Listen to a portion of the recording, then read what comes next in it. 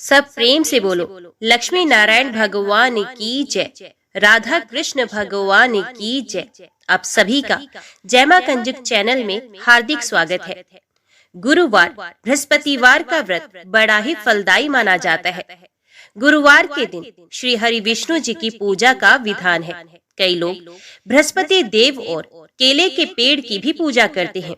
बृहस्पति देव को बुद्धि का कारक माना जाता है। केले के पेड़ को हिंदू धर्म अनुसार बेहद पवित्र माना जाता है। बृहस्पतिवार के दिन भगवान विष्णु की पूजा की जाती है। आज की वीडियो के माध्यम से हम आपके सामने वही कथा प्रस्तुत करने जा रहे हैं जो गुरुवार व्रत में सुनी और सुनाई जाती है। कथा शुरू करने से पहले आप लोगों से निवेदन है कि कथा को संपूर्ण सुनिएगा, क्योंकि कथा का पूरा फल हमें कथा को पूरा सुनने से ही मिलता है। आधा अधूरा छोड़ने से हम सिर्फ पाप के भागीदार बनते हैं। कथा सुनने से पहले आप लोग कमेंट बॉक्स में जय श्री हरि लिखकर अपनी हाजिरी जरूर लगवाइएगा। तो चलिए आज की इस कथा को हम शुरू करते हैं। ओम नमो भगवते वासुदेवाय नमः।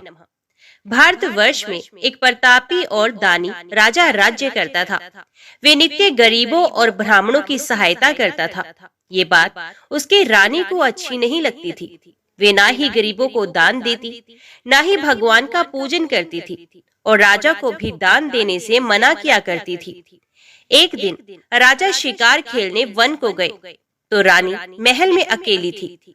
उसी समय बृहस्पति देव साधु वेश में राजा के महल में भिक्षा के लिए गए और साधु बाबा ने रानी से भिक्षा मांगी। रानी ने भिक्षा देने से इनकार कर दिया और कहा, हे साधु महाराज, मैं तो दान पुण्य से तंग आ गई हूँ। मेरा पति सारा धन लुटाते रहता है। मेरी इच्छा है कि हमारा धन नष्ट हो जाए, फिर ना रहेगा बांस, ना बजेगी बांसुरी। साधु ने कहा, देवी, तुम बड़ी विचित्र हो।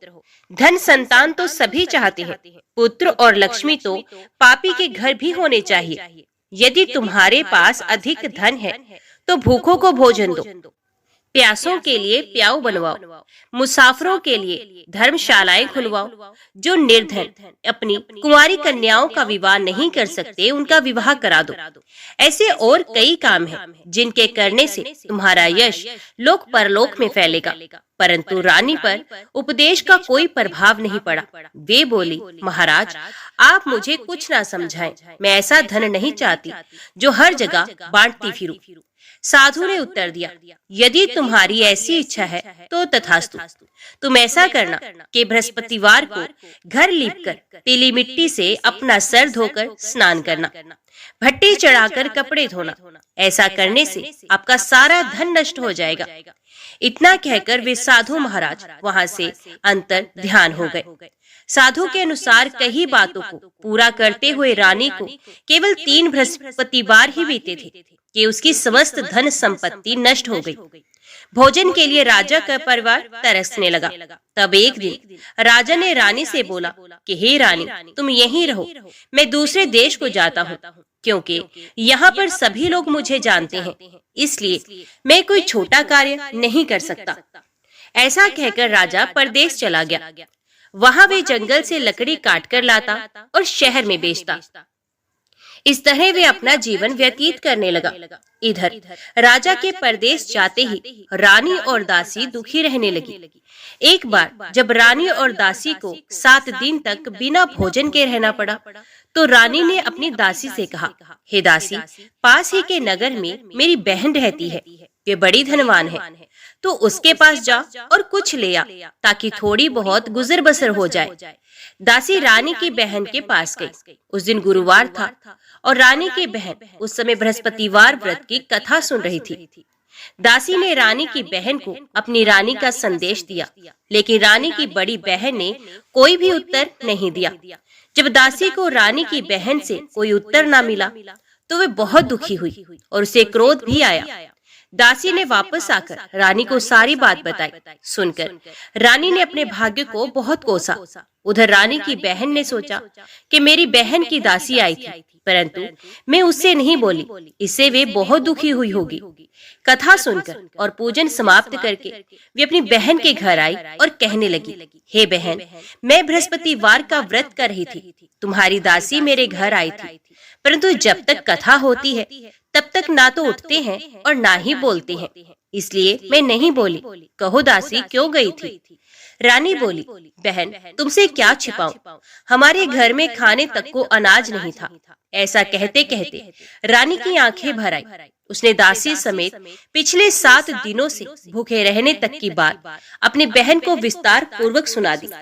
रानी की बहन बोली, देखो बहन, भगवान बृहस्पति देव सबकी मनोकामना को पूरा करते हैं।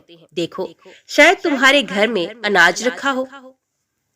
पहले तो रानी को विश्वास नहीं हुआ, पर बहन के आग्रह करने पर उसने अपनी दासी को अंदर भेजा तो उसे सचमुच अनाज से भरा एक घड़ा मिल गया। ये देखकर दासी को बड़ी हैरानी हुई। दासी रानी से कहने लगी, हे रानी, जब हमको भोजन नहीं मिलता तो हम व्रत ही तो करते हैं, इसलिए क्यों ना इनसे व्रत और कथा की विधि पूछ ली जाए ताकि हम भी व्रत कर सके। तब रानी ने अपनी बहन से बृहस्पतिवार व्रत के बारे में पूछा। उसकी बहन ने बताया, बृहस्पतिवार के व्रत में चने की दाल और मुनक्का से विष्णु भगवान का केले की जड़ में पूजन करें तथा दीपक जलाएं, व्रत कथा सुने और पीला भोजन ही करें। इससे बृहस्पति देव प्रसन्न होते हैं। व्रत और पूजन विधि बताकर रानी की बहन अपने घर को लौट आई। 7 दिन के बाद जब गुरुवार आया तो रानी और दासी ने व्रत रखा। घुड़साल में जाकर चना और गुड़ लेकर आई। फिर उसे केले की जड़ तथा भगवान विष्णु का पूजन किया। अब पीला भोजन कहाँ से आए, इस बात को लेकर दोनों बहुत दुखी थे। क्योंकि उन्होंने व्रत रखा था, इसलिए बृहस्पति देव उनसे प्रसन्न थे। इसलिए वे एक साधारण व्यक्ति का रूप धारण करके 2 थालों में सुंदर पीला भोजन दासी को दे गए। भोजन पाकर दासी प्रसन्न हुई और फिर रानी के साथ मिलकर भोजन ग्रहण किया। उसके बाद वे सभी गुरुवार को व्रत और पूजन करने लगी। बृहस्पति भगवान की कृपा से उनके पास फिर से धन संपत्ति आ गई, परंतु रानी फिर से पहले की तरह आलस में रहने लगी। तब दासी बोली, देखो रानी, तुम पहले भी इस प्रकार आलस्य में रहती थी। तुम्हें धन रखने में कष्ट होता था, इस कारण सभी धन नष्ट हो गया था। और अब जब भगवान बृहस्पति की कृपा से धन मिला है तो तुम्हें फिर से आलस्य होता है। रानी को समझाते हुए दासी कहती है कि बड़ी मुसीबतों के साथ हमने ये धन पाया है, इसलिए हमें दान पुण्य करना चाहिए, भूखे मनुष्यों को भोजन कराना चाहिए और धन को शुभ कार्यों में खर्च करना चाहिए, जिससे तुम्हारे कुल का यश बढ़ेगा, स्वर्ग की प्राप्ति होगी और पितृ प्रसन्न होंगे। दासी की बात मानकर रानी अपना धन शुभ कार्यों में खर्च करने लगी, जिससे पूरे नगर में उसका यश फैलने लगा। एक दिन राजा दुखी होकर जंगल में एक पेड़ के नीचे आसन जमाकर बैठ गया। वे अपनी दशा को याद करके व्याकुल होने लगा। बृहस्पतिवार का दिन था। एकाएक उसने देखा कि निर्जन वन में एक साधु प्रकट हुए। वे साधु वेश में स्वयं बृहस्पति देवता थे। लकड़हारे के सामने आकर बोले, हे लकड़हारे, इन सुनसान जंगल में तू चिंता मगन क्यों बैठा है? लकड़हारे ने दोनों हाथ जोड़कर प्रणाम किया और उत्तर दिया, महात्मा जी, आप सब कुछ जानते हैं, मैं क्या कहूँ। ये कहकर रोने लगा और साधु को अपनी आत्मकथा सुनाने लगा। महात्मा जी ने कहा, तुम्हारी स्त्री ने बृहस्पति के दिन बृहस्पति भगवान का निरादर किया है, जिसके कारण रुष्ट होकर उन्होंने तुम्हारी ये दशा कर दी है। अब तुम चिंता न करो, चिंता को दूर करके मेरे कहने पर चलो तो तुम्हारे सब कष्ट दूर हो जाएंगे और भगवान पहले से भी अधिक संपत्ति देंगे। तुम बृहस्पति के दिन कथा किया करो, 2 पैसे के चने मुनक्का लाकर उसका प्रसाद बनाओ और शुद्ध जल से लोटे में शक्कर मिलाकर अमृत तैयार करो। कथा के पश्चात अपने सारे परिवार और सुनने वाले प्रेमियों में अमृत व प्रसाद बांटकर आप भी ग्रहण किया करो। ऐसा करने से भगवान तुम्हारी सब मनोकामनाएं पूर्ण करेंगे। साधु के ऐसे वचन सुनकर लकड़हारा बोला, हे प्रभु, मुझे लकड़ी बेचकर इतना पैसा नहीं मिलता जिससे भोजन के उपरांत कुछ बचा सकूं। मैंने रात्रि में अपनी स्त्री को व्याकुल देखा है। मेरे पास कुछ भी नहीं जिससे मैं उसकी खबर मंगा सकूं।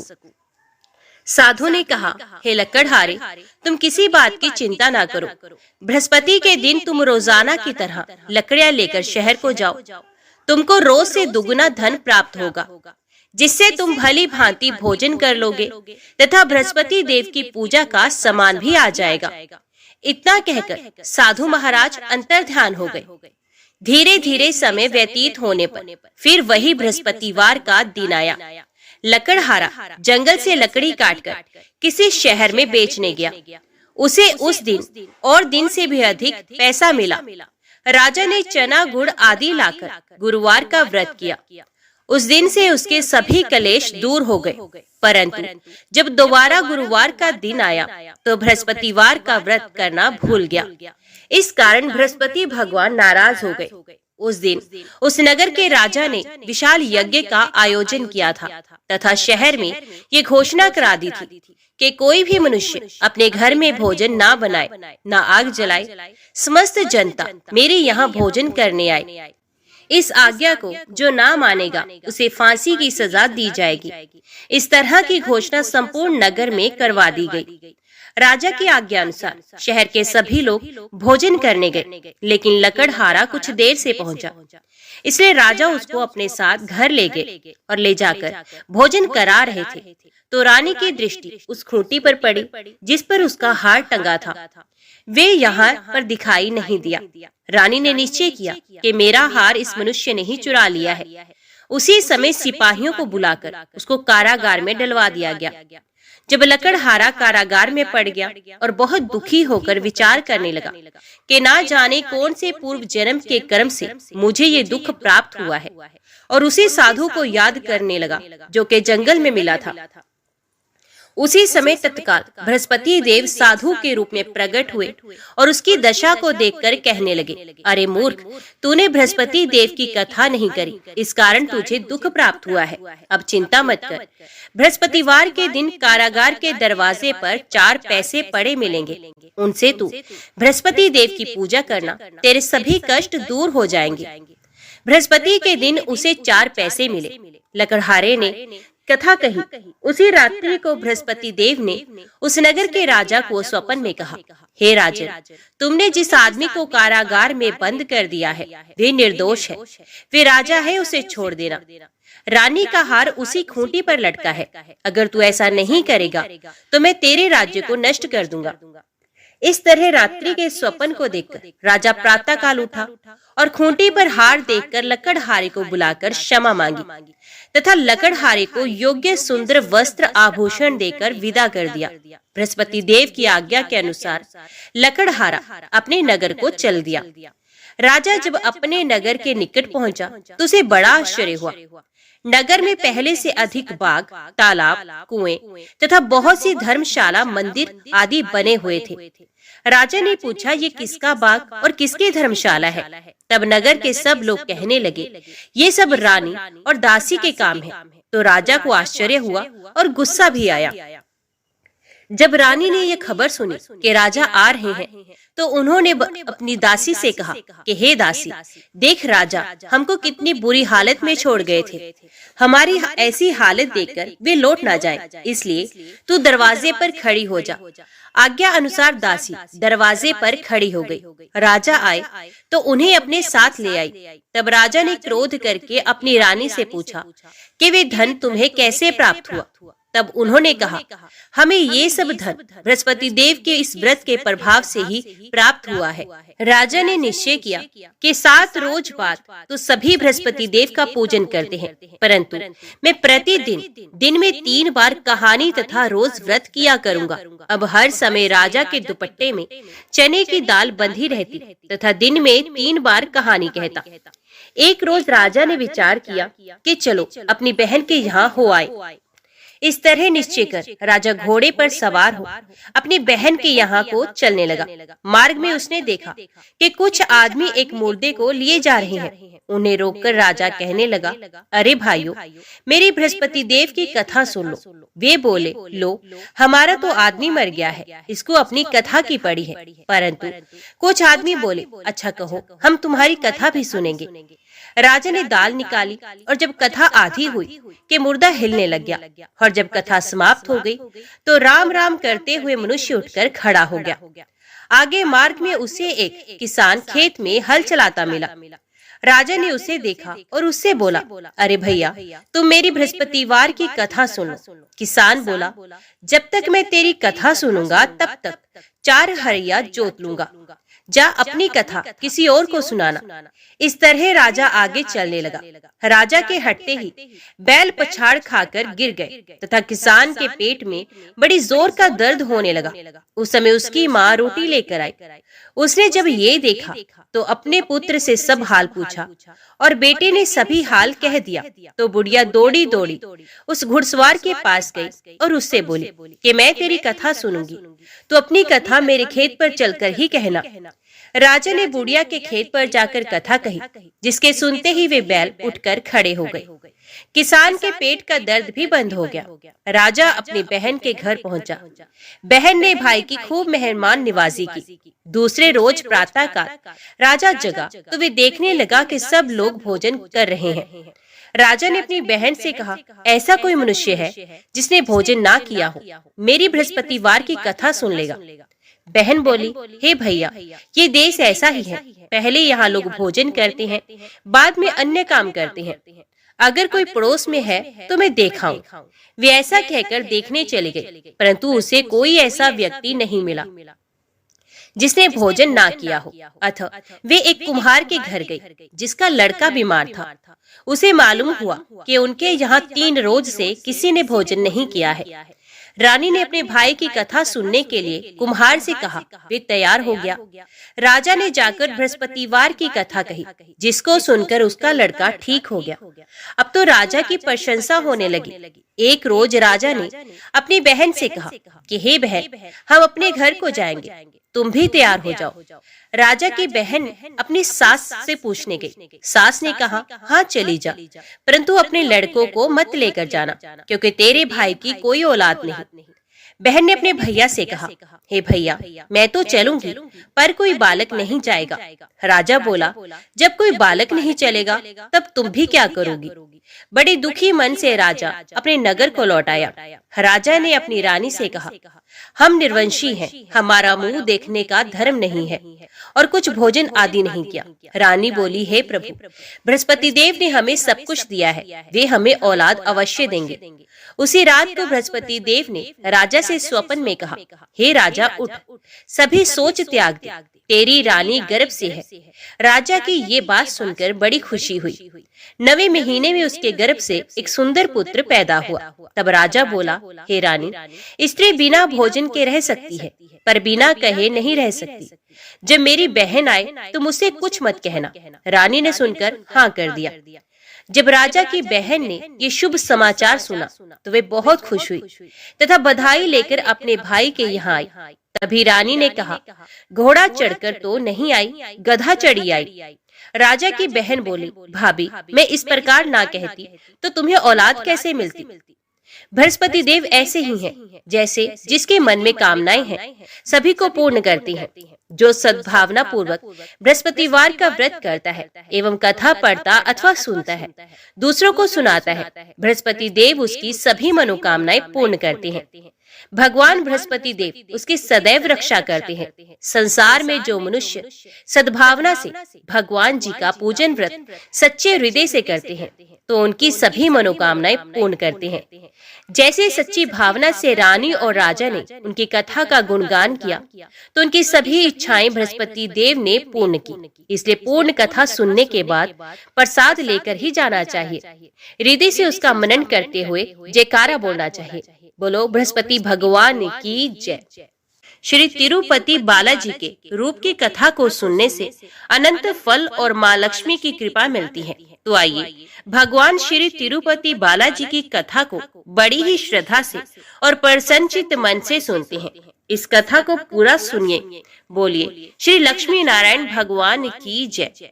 तिरुपति बालाजी मंदिर भारत का एक प्रसिद्ध मंदिर है और इस मंदिर में भगवान श्री विष्णु जी के एक अवतार स्वामी वेंकटेश्वर जी की विराजमान मूर्त है। इसी वजह से मंदिर को प्रसिद्धि रूप से स्वामी वेंकटेश्वर मंदिर के नाम से भी जाना जाता है। भगवान वेंकटेश्वर को विष्णु जी का एकमात्र उस रूप से जाना जाता है जिन्होंने कलयुग के कष्टों से लोगों को बचाने के लिए अवतार लिया है। एक बार समस्त देवताओं ने मिलकर एक यज्ञ करने का निश्चय किया। यज्ञ की तैयारी पूर्ण हो गई। तभी वेद ने एक प्रश्न किया तो एक व्यवहारिक समस्या आ खड़ी हुई। ऋषि मुनियों द्वारा किए जाने वाले यज्ञ की हवि तो देवगण ग्रहण करते थे, लेकिन देवों द्वारा किए गए यज्ञ की पहली आहुति किसको होगी, यानी सर्वश्रेष्ठ देव का निर्धारण जरूरी था, जो फिर अन्य सभी देवों को यज्ञ भाग प्रदान करे। ब्रह्मा, विष्णु, महेश परमात्मा थे। इनमें से श्रेष्ठ कौन है, इसका निर्णय आखिर हो तो कैसे हो। भृगु जी ने इसका दायित्व संभाला। वे देवों की परीक्षा लेने चले। ऋषियों से विदा लेकर वे सर्वप्रथम अपने पिता ब्रह्मदेव के पास पहुंचे। ब्रह्मा जी की परीक्षा लेने के लिए भृगु ने उन्हें प्रणाम नहीं किया। इससे ब्रह्मा जी अत्यंत कुपित हुए और उन्हें शिष्टता सिखाने का प्रयत्न किया। भृगु को गर्व था कि वे तो परीक्षित हैं, परीक्षा लेने आए हैं। पिता पुत्र का आज क्या रिश्ता। भृगु ने ब्रह्मदेव से अशिष्ट कर दी। ब्रह्मा जी का क्रोध और बढ़ गया और अपने कमंडल लेकर पुत्र को मारने भागे। भृगु मुनि किसी तरह वहां से जान बचाकर भाग चले आए। इसके बाद वे भगवान शिव के लोक कैलाश गए। भृगु ने फिर से धृष्टता की, बिना कोई सूचना का शिष्टाचार दिखाए या शिवगणों से आज्ञा लिए सीधे वे वहां पहुंच गए जहां शिव जी माता पार्वती के साथ विश्राम कर रहे थे। आए तो आए, साथ ही अशिष्ट का आचरण भी किया। शिव जी शांत रहे, पर भृगु न समझे। शिव जी को क्रोध आया तो उन्होंने अपना त्रिशूल उठाया। भृगु वहां से भी भागे। अंत में भगवान विष्णु के पास क्षीर सागर पहुंचे। श्री हरि के शय्यस पर लेटे निद्रा में थे और देवी लक्ष्मी उनके चरण दबा रही थी। महर्षि भृगु 2 स्थानों से अपमानित करके भगाए गए थे। उनका मन बहुत दुखी था। विष्णु जी को सोता देख उन्हें ना जाने क्या हुआ और उन्होंने विष्णु जी को जगाने के लिए उनकी छाती पर एक लात जमा दी। विष्णु जी जाग गए और भृगु से बोले, मेरी छाती वज्र के समान कठोर है। आपका शरीर तप के कारण दुर्बल हो चुका है। कहीं आपके पैर में चोट तो नहीं आई? आपने मुझे सावधान करके कृपा की है। आपका चरण चिन्ह मेरे वक्ष पर सदा अंकित रहेगा। भृगु को बड़ा आश्चर्य हुआ। उन्होंने तब भगवान की परीक्षा लेने के लिए यह अपराध किया था, परंतु भगवान तो दंड देने के बदले मुस्कुरा रहे थे। उन्होंने निश्चय किया कि श्री हरि सी विनम्रता किसी में नहीं। वास्तव में विष्णु जी ही सबसे बड़े देवता हैं। भृगु जी ने लौटकर सभी ऋषियों को पूरी घटना सुनाई। सभी ने एक मत से ये निश्चय किया कि भगवान विष्णु को ही यज्ञ का प्रधान देवता समझकर मुख्य भाग दिया जाएगा। लक्ष्मी जी ने भृगु को अपने पति की छाती पर लात मारते देखा तो उन्हें बड़ा क्रोध आया, परंतु उन्हें इस बात पर शोभ भी हुआ कि श्री हरि ने उदंड को दंड देने के स्थान पर उसके चरण पकड़ लिए और उल्टे क्षमा मांगने लगे। क्रोध से तमतमाई महालक्ष्मी को लगा कि वे जिस पति को संसार का सबसे शक्तिशाली समझती है वे तो निर्बल है। ये धर्म की रक्षा करने के लिए अधर्म एवं दुष्टों का नाश कैसे करते होंगे। महालक्ष्मी ग्लानि से भर गई और मन श्री हरि से उचट गया। उन्होंने श्री हरि और वैकुंठ लोक दोनों के त्याग का निश्चय कर लिया। स्त्री का स्वाभिमान उसके स्वामी के साथ बंधा होता है। उनके समक्ष कोई स्वामी पर प्रहार कर गया और स्वामी ने प्रतिकार भी नहीं किया। ये बात मन में कोत रही थी। स्थान वास के योग्य नहीं, पर त्याग कैसे करे। श्री हरि से ओझल होकर रहना कैसे होगा। ये उचित समय की प्रतीक्षा करने लगी। भगवान श्री हरि ने हिरण्याक्ष को मारने के लिए वराह अवतार लिया और दुष्टों का संहार करने लगे। महालक्ष्मी के लिए ये समय उचित लगा। उन्होंने वैकुंठ का त्याग कर दिया और पृथ्वी पर एक वन में जाकर तपस्या करने लगे। श्री हरि और वैकुंठ का त्याग कर महालक्ष्मी पृथ्वी पर एक वन में तपस्या करने लगी। तप करते करते उन्होंने अपना शरीर छोड़ दिया। विष्णु जी वराह अवतार का अपना कार्य पूर्ण कर वैकुंठ धाम लौटे तो महालक्ष्मी नहीं मिली। वे उन्हें खोजने लगे। श्री हरि ने उन्हें तीनों लोकों में खोजा, किंतु तप करके माता लक्ष्मी ने भ्रमित करने की अनुपम शक्ति प्राप्त कर ली थी। उसी शक्ति से उन्होंने श्री हरि को भ्रमित रखा। आखिर श्री हरि को पता लग ही गया, लेकिन तब तक वे शरीर छोड़ चुकी थी। दिव्य दृष्टि से उन्होंने देखा कि लक्ष्मी जी ने चोल राज के घर में जन्म लिया है। श्री हरि ने सोचा कि उनकी पत्नी ने उनका त्याग सामर्थ्यहीन समझने के भ्रम में किया, इसलिए वे उन्हें प्राप्त करने के लिए अलौकिक शक्तियों का प्रयोग नहीं करेंगे। महालक्ष्मी ने मानव रूप धरा है, तो अपने प्रिय पत्नी को प्राप्त करने के लिए वे भी साधारण मानवों के समान व्यवहार करेंगे और महालक्ष्मी जी का हृदय और विश्वास जीतेंगे।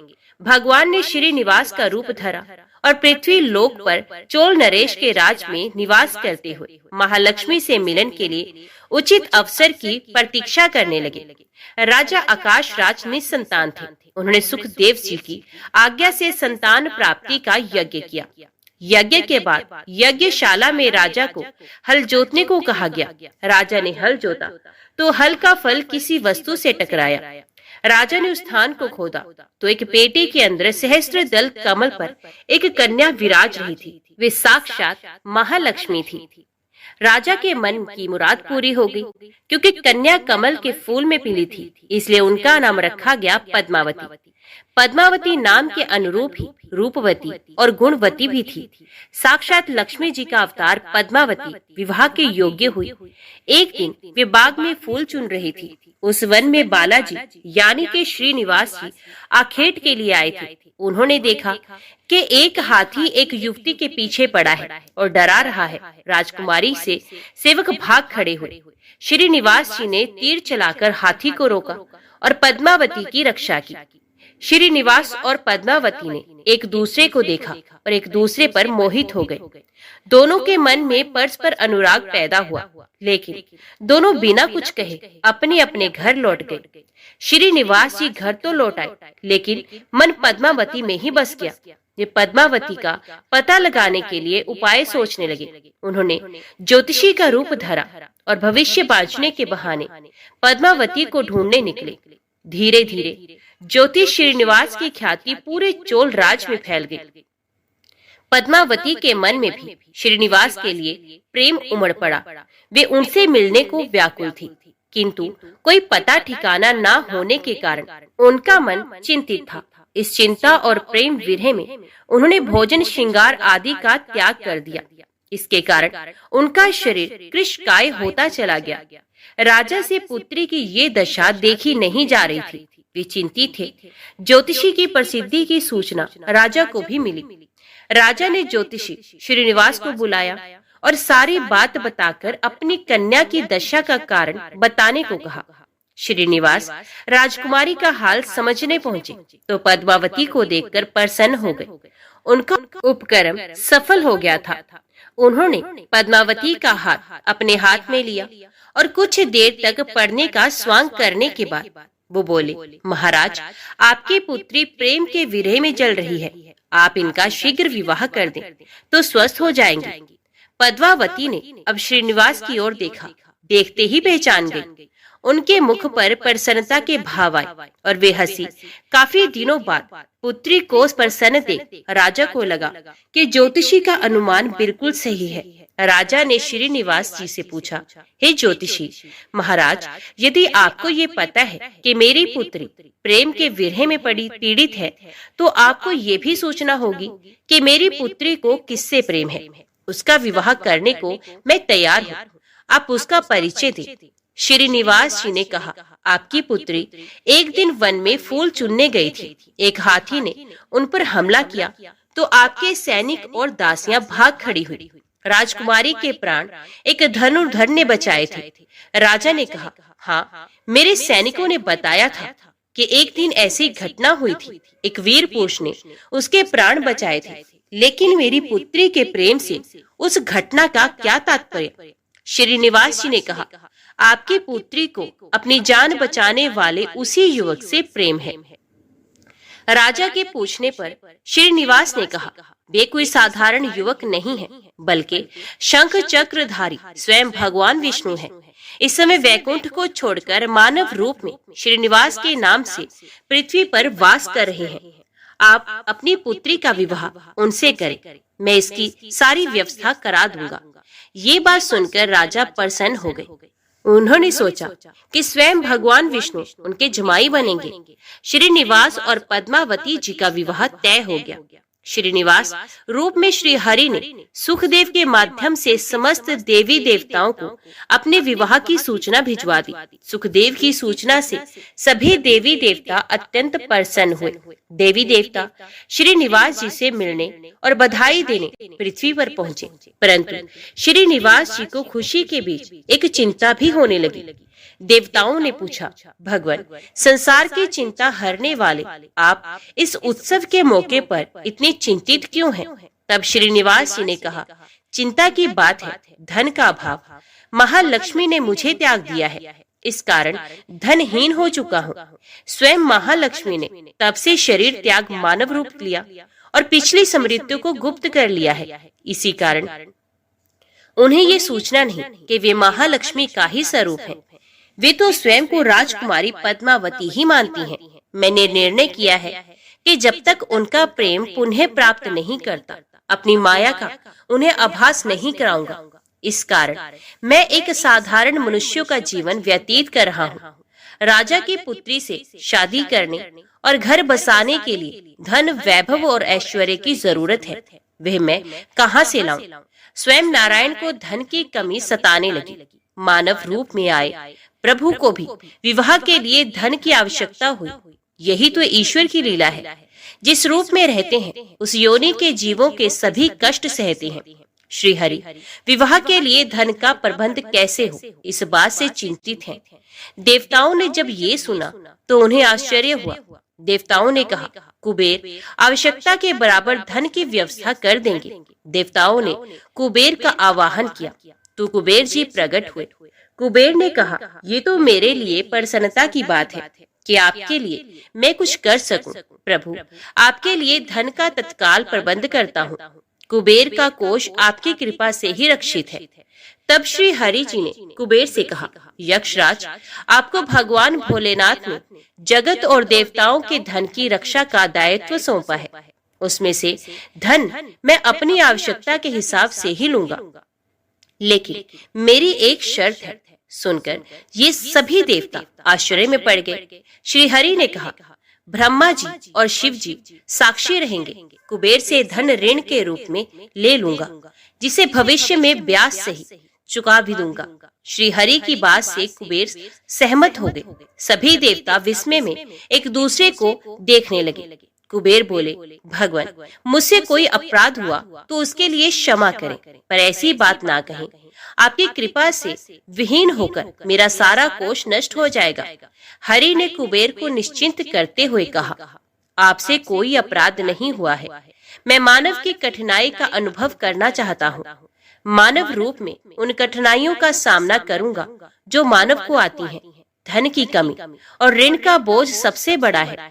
कुबेर ने कहा, प्रभु, यदि आप मानव की तरह ऋण पर धन लेने की बात कर रहे हैं तो फिर आपको मानव की तरह ये भी बताना होगा कि ऋण चुकाएंगे कैसे। मानव को ऋण प्राप्त करने के लिए कई शर्तें झेलनी पड़ती हैं। श्रीनिवास जी ने कहा, कुबेर, ये ऋण मैं नहीं, मेरे भक्त चुकाएंगे, लेकिन मैं उनसे भी कोई उपकार नहीं लूंगा। मैं अपनी कृपा से उन्हें धनवान बनाऊंगा। कलयुग में पृथ्वी पर मेरी पूजा धन, ऐश्वर्य और वैभव से परिपूर्ण कर देने वाली होगी। मेरे भक्त मुझसे धन, वैभव और ऐश्वर्य की मांग करने आएंगे। मेरी कृपा से उन्हें वो प्राप्त होगा। बदले में भक्तों से मैं दान प्राप्त करूंगा जो चढ़ावे के रूप में होगा। मैं इस तरह आपका ऋण चुकाता रहूंगा। कुबेर जी ने कहा, भगवान, कलयुग में मानव जाति धन के विषय में बहुत विश्वास के योग नहीं रहेगी। उन पर आवश्यकता से अधिक विश्वास करना क्या उचित होगा? तब श्रीनिवास जी बोले, शरीर त्यागने के बाद तिरुपति के तिरुमला पर्वत पर बालाजी के नाम से लोग मेरी पूजा करेंगे। मेरे भक्तों की अटूट श्रद्धा होगी। वे मेरे आशीर्वाद से प्राप्त धन में मेरा हिस्सा रखेंगे। इस रिश्ते में ना कोई दाता है, ना कोई याचक है। कुबेर, कलयुग के आखिर तक भगवान बालाजी धन, ऐश्वर्य और वैभव के देवता बने रहेंगे। मैं अपने भक्तों को धन से परिपूर्ण करूंगा तो मेरे भक्त दान से न केवल मेरे प्रति अपना ऋण उतारेंगे, बल्कि मेरा ऋण उतारने में भी मदद करेंगे। इस तरह कलयुग की समाप्ति के बाद मैं आपका मूल धन लौटा दूंगा। कुबेर जी ने श्री हरि द्वारा भक्त और भगवान के बीच एक ऐसे रिश्ते की बात सुनकर उन्हें प्रणाम किया और धन का प्रबंध कर दिया। भगवान श्रीनिवास जी और कुबेर जी के बीच हुए समझौते के साक्षी स्वयं ब्रह्मा और भगवान शिव थे। दोनों वृक्ष रूप में साक्षी बन गए। आज भी पुष्करणी के किनारे ब्रह्मा और शिव बरगद के पेड़ के रूप में साक्षी बनकर खड़े हैं। ऐसा कहा जाता है कि निर्माण कार्य के लिए स्थान बनाने के लिए इन दोनों पेड़ों को जब काटा जाने लगा तो इनमें से खून की धारा फूट पड़ी थी। पेड़ काटना बंद करके उसकी देवता की तरह पूजा होने लगी। श्रीनिवास जी और पद्मावती जी की शादी पूरी धूमधाम से हुई, जिसमें सभी देवगण पधारे। भक्त मंदिर में दान देकर भगवान पर चढ़ावा ऋण उतार रहे हैं, जो कलयुग के अंत तक जारी रहेगा। तो बोलिए श्री लक्ष्मी नारायण भगवान की जय। चंद्रवंश में सुवीर नाम से प्रसिद्ध एक राजा हो गए हैं। दक्षिण भारत के नारायणपुर में उनकी राजधानी थी। महाराज सुवीर की रानी नंदिनी के गर्भ से एक पुत्र हुआ, जिसका नाम तोंडमान रखा गया। राजकुमार तोंडमान बड़े ही वीर थे। 5 ही वर्ष की अवस्था से उनके हृदय में भगवान विष्णु की भक्ति प्रकट हो गई थी। युवा होने पर पांडे नरेश की सुंदरी पुत्री पद्मा के साथ उनका विवाह हुआ। विभिन्न देशों की अनेक राजकुमारियों ने भी स्वयंवर सभा में उनका ही वर्ण किया था। उन्हें देवराज इंद्र की भांति रिद्धि सिद्धि एवं सुखभोग की सामग्री सुलभ थी, तो भी वे उनमें आसक्त न होकर सदा भगवान के चिंतन में ही संलग्न रहते थे। एक दिन राजकुमार तोंडमान पिता की आज्ञा से वेंकटगिरी के समीप शिकार खेलने के लिए गए। शिकार में वे वही उन्हीं हिंसक जीवों का वध करते थे जो प्रजा के लिए भय उपस्थित करने वाले थे। स्वर्णमुखरी नदी पार करके ब्रह्म ऋषि शुक और रेणुका देवी का दर्शन करते हुए तोंडमान जब पश्चिम दिशा की ओर आगे बढ़े, तब एक जगह उन्हें पंचरंगा तोता दिखाई दिया। वे देखने में बड़ा ही सुंदर था और भगवान श्रीनिवास का नाम रट रहा था। उसकी दिव्य आकृति और मधुर बोली पर राजकुमार मुग्ध हो गए और उसे पकड़ने के लिए उसका पीछा करने लगे। तोता उड़कर वेंकटाचल के शिखर पर जा पहुंचा। तोंडमान भी उसका अनुसरण करते हुए गिरिराज पर चढ़ गए, परंतु वहां वे तोता कहीं भी दिखाई नहीं दिया। पास ही में श्यामा कवन था। निषाद राज वसु, जो भगवान श्रीनिवास के अनन्य भक्त थे, उस वन की रखवाली करते थे। राजकुमार को आते देख उन्होंने उनकी अगवानी की और उन्हें प्रणाम करके विनीत भाव से दोनों हाथ जोड़कर कहा, युवराज स्वागत है, कहिए आपकी क्या सेवा करूं? राजकुमार बोले, वनेचर, इधर एक पंचरंगा तोता उड़ता हुआ आया है, क्या तुमने उसे देखा है?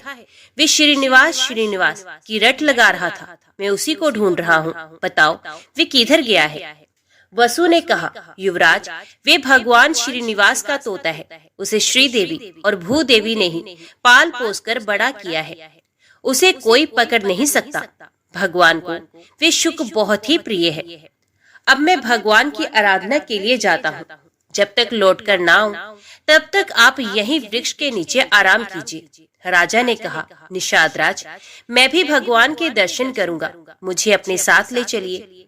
वसु ने बहुत अच्छा कहकर युवराज को अपने साथ ले लिया। स्वामी पुष्करणी में युवराज सहित विधि पूर्वक स्नान करके वे दिव्य विमान में विराजमान भगवान श्रीनिवास के समीप गए। तोंडमान ने देखा, बिल वृक्ष के नीचे भगवान का दिव्य विमान प्रकाशित हो रहा है। उसके भीतर भगवान श्रीनिवास विराज रहे हैं। परम सुंदरी श्री देवी और भूदेवी उनकी सेवा में संलग्न है। उनके श्री अंगों की श्यामलता अलसी के फूल से सुशोभित हो रही है। नेत्र खिले हुए कमल दल की भांति सुंदर एवं विशाल है। 4 भुजाएं थी। भगवान के अंग अंग से उदारता प्रकट हो रही थी। उनके मुखार विंद पर मंद मंद मुस्कुराहट की छटा मन को मोह लेती थी।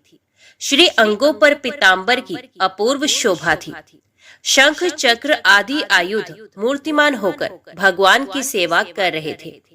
युवराज भगवान का यह अद्भुत स्वरूप देखकर मुग्ध हो गए और उन्होंने अपना तन मन धन एवं जीवन उन्हीं के चरणों में न्यौछावर कर दिया।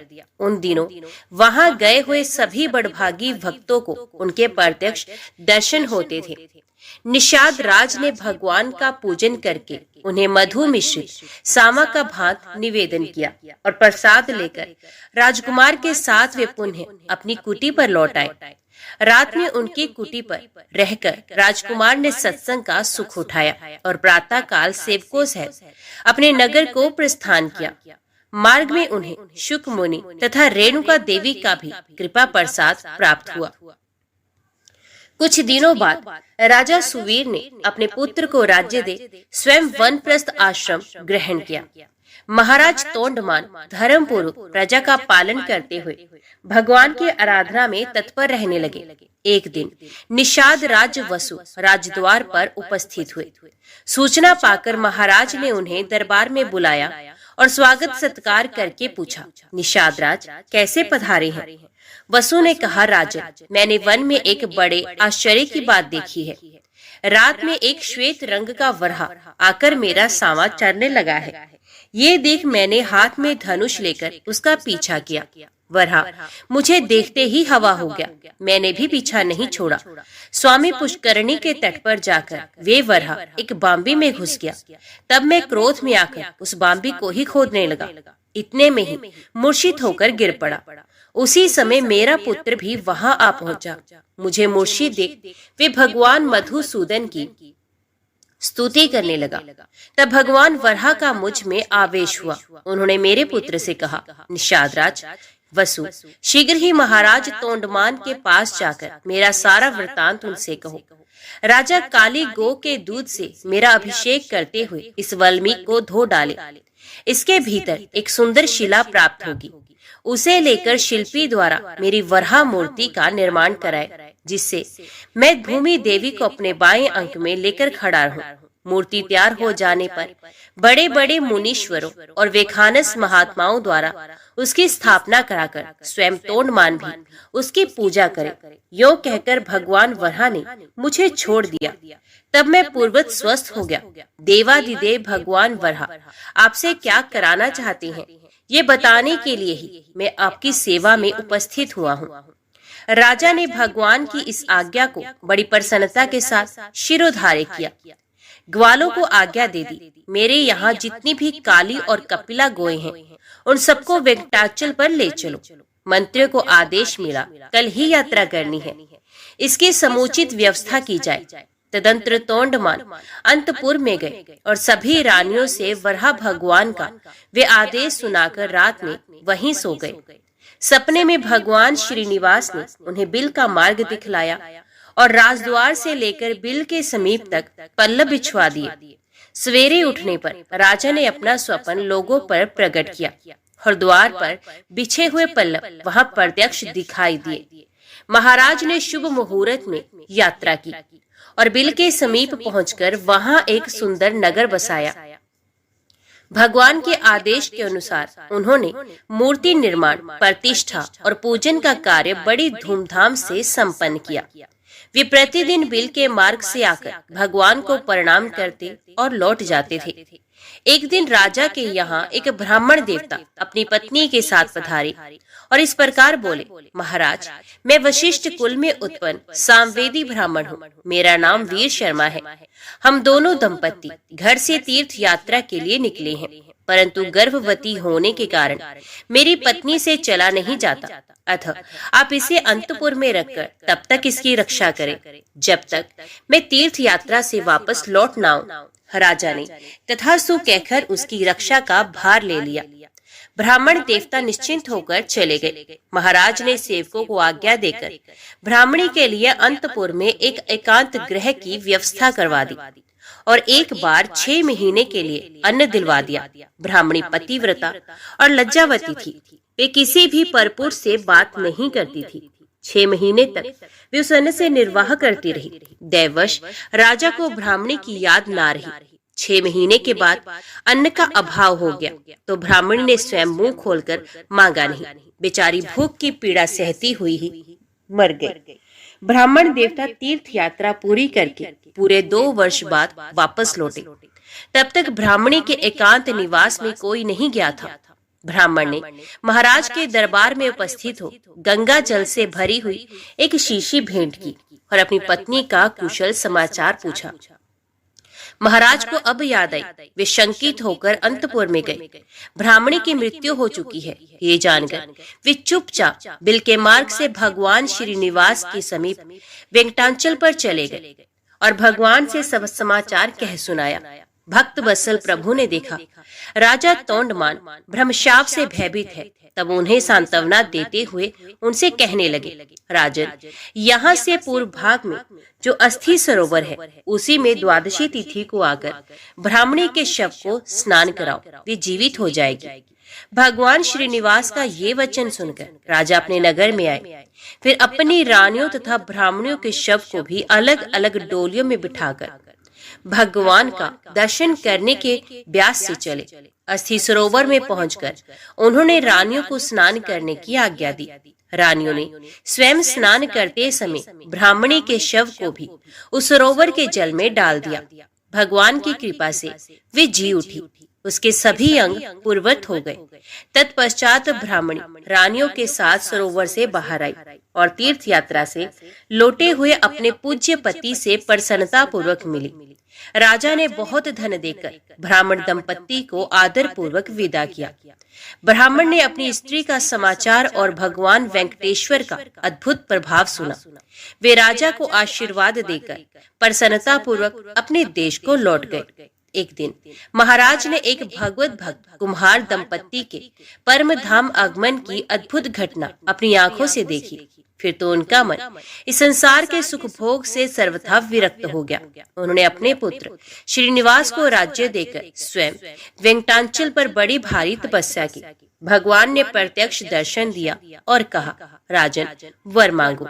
राजा ने भगवान के नित्य धाम में रहकर उनकी सेवा का सौभाग्य मांगा। भगवान ने एवं वस्तु कहकर भक्त को अनुग्रहित किया। राजा ने प्रभु के चरणों में साष्टांग प्रणाम करके इस नश्वर देह को त्याग दिया और विष्णु सारूप्य प्राप्त करके दिव्य विमान पर जा बैठे। उस समय देवता और गंधर्व आकाश से फूलों की वृष्टि करते हुए उनके सौभाग्य की भूरी भूरी प्रशंसा करने लगे। इस प्रकार राजा तोंडमान ने अपनी अनन्य भक्ति के प्रभाव से भक्त वत्सल श्री हरि का जरा मृत्यु रहित पुनरावृत्ति शून्य वैकुंठ धाम प्राप्त किया। तो बोलो लक्ष्मी नारायण भगवान की जय। जय श्री राधे कृष्ण। ओम नमो भगवते वासुदेवाय नमः। आज की वीडियो में इतना ही। उम्मीद करती हूँ वीडियो आपको पसंद आई होगी। वीडियो पसंद आई हो तो वीडियो को लाइक और चैनल को सब्सक्राइब जरूर कीजिएगा। जय श्री हरि लिखकर कमेंट बॉक्स में अपनी हाजिरी और अपने सुझाव देना ना भूलेगा। तो मिलते हैं अगली कथा अगली वीडियो के साथ। तब तक के लिए देखते व सुनते रहिए। जय मां कंजक, जय माता दी।